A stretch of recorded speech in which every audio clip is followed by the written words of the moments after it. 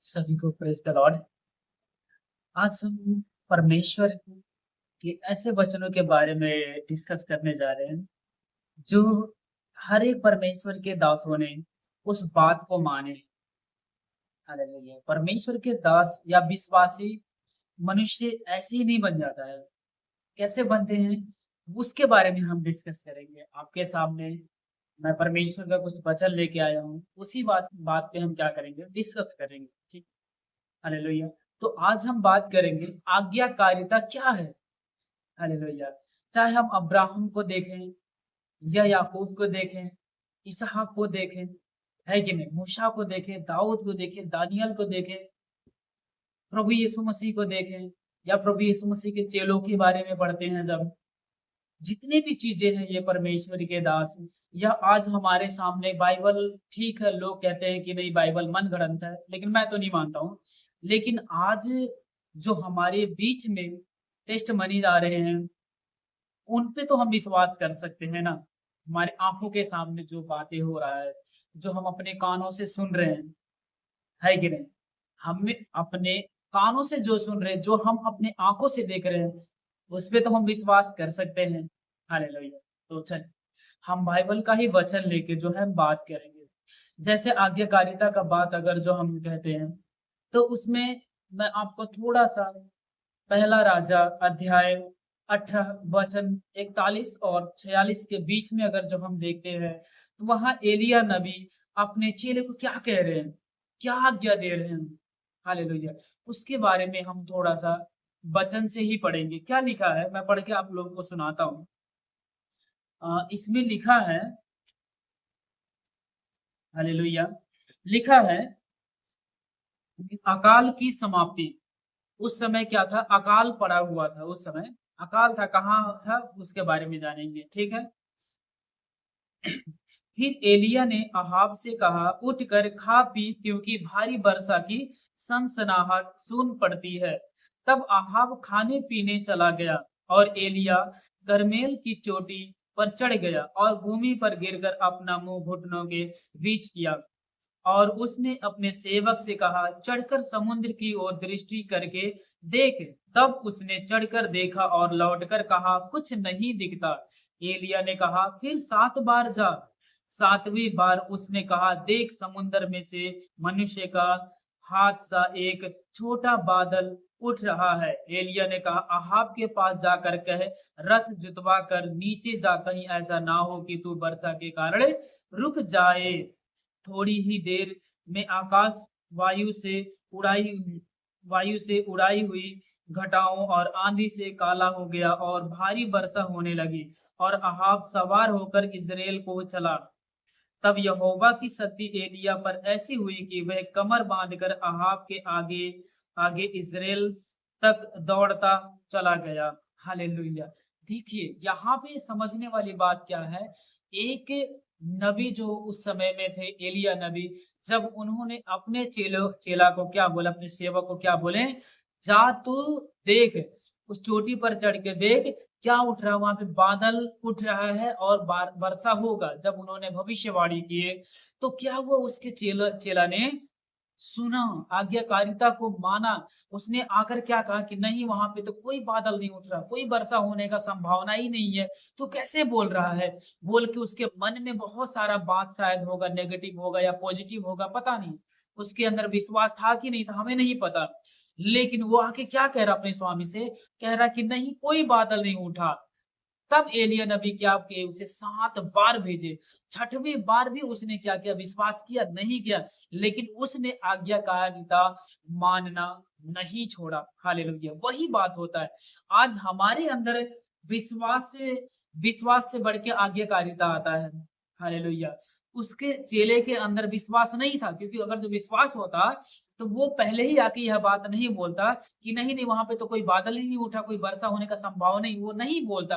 वो क्या करता, चुपचाप बातों को मानता।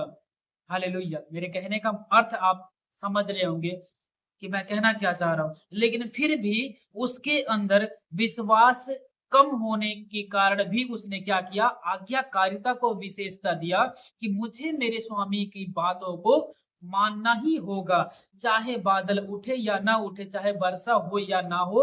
अगर जो मेरे स्वामी ने कहा है कि परमेश्वर के नाम लेके कि वर्षा होगा, मतलब वर्षा होगा। उसके अंदर क्या आया? आज्ञाकारिता आया। अगर जो वो आज्ञाकारिता को नहीं मानता, तो उसके अंदर विश्वास ही पैदा नहीं होता। हालेलुया! जब उसने आज्ञाकारिता माना, तब जाके विश्वास के साथ क्या हुआ? 7वीं बार क्या हुआ? 7वीं बार में बादल आया। हालेलुया! जैसे हम प्रभु यीशु मसीह के विषय में कहते हैं, वो क्या कहते हैं? वो भी कहते हैं 2 गवाह ज़रूर हो। मूसा के समय भी क्या हुआ? 2 गवाहों के बारे में। यहाँ भी 2 जन का विश्वास पैदा हुआ। एक किसका विश्वास था? एक एलिय्याह नबी का विश्वास था, दूसरा किसका था? उसके चेले का। हालेलुया! उन दोनों ने विश्वास किए। एक आज्ञाकारिता से विश्वास हुआ, तो दूसरा परमेश्वर पे विश्वास किया कि हाँ, कि परमेश्वर मेरे बातों को सुनते हैं। दूसरा क्या सुना सोचा कि नहीं, मुझे मेरे स्वामी का आज्ञा मानना है। अगर जो वो बोला है ईश्वर का नाम लेकर कि वर्षा होगा, मतलब होगा। हालेलुया! तो यहाँ विश्वास और आज्ञाकारिता क्या हुआ? अद्भुत काम किया। हालेलुया!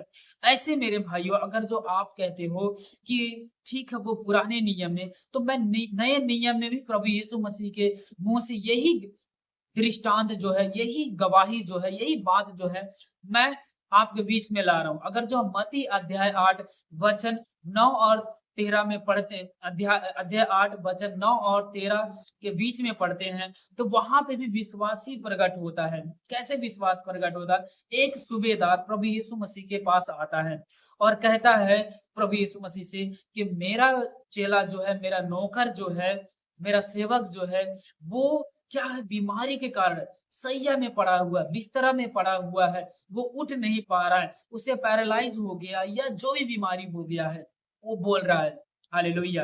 किससे? प्रभु यीशु मसीह से अपना क्या है? प्रार्थना, अपना विषय क्या कर रहा है? रख रहा है, हालेलुया! लेकिन जब प्रभु यीशु मसीह क्या बोल रहे हैं? कोई बात नहीं है, मैं तेरे साथ क्या करूँगा? मैं तेरे साथ चलूँगा तेरे घर और मैं तेरे सेवक के लिए, तेरे नौकर के लिए प्रार्थना करूँगा और क्या हो जाएगा? वो चंगा हो जाएगा। हालेलुया! अब यहाँ एक विशेष बात उठ के आ रहा है। वो सूबेदार क्या कह रहा है पता है? कह रहा है कि हे प्रभु, तुझे वहाँ जाने का कष्ट करना नहीं पड़ेगा।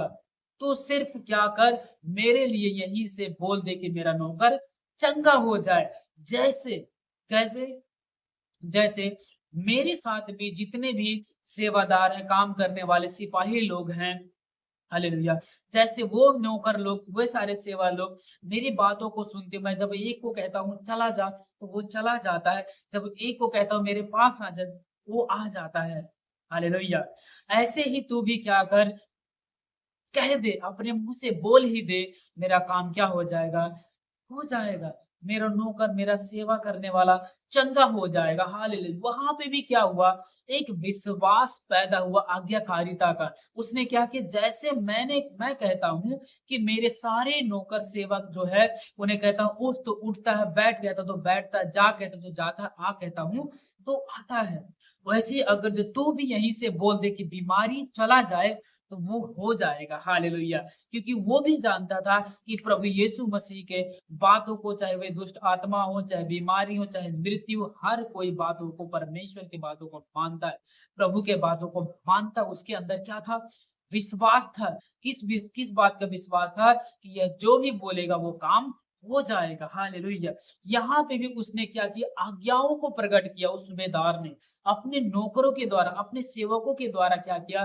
प्रभु यीशु मसीह पर क्या हुआ? उसने आज्ञाकारिता को प्रकट किया। हालेलुया!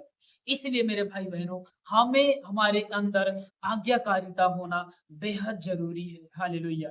बेशक हम संसार में हम हार जाते हैं, हम थक जाते हैं, हम परेशान हो जाते हैं, लेकिन आज्ञा मानना नहीं छोड़ना। अपने प्रभु पर, अपने परमेश्वर पर विश्वास रखना है।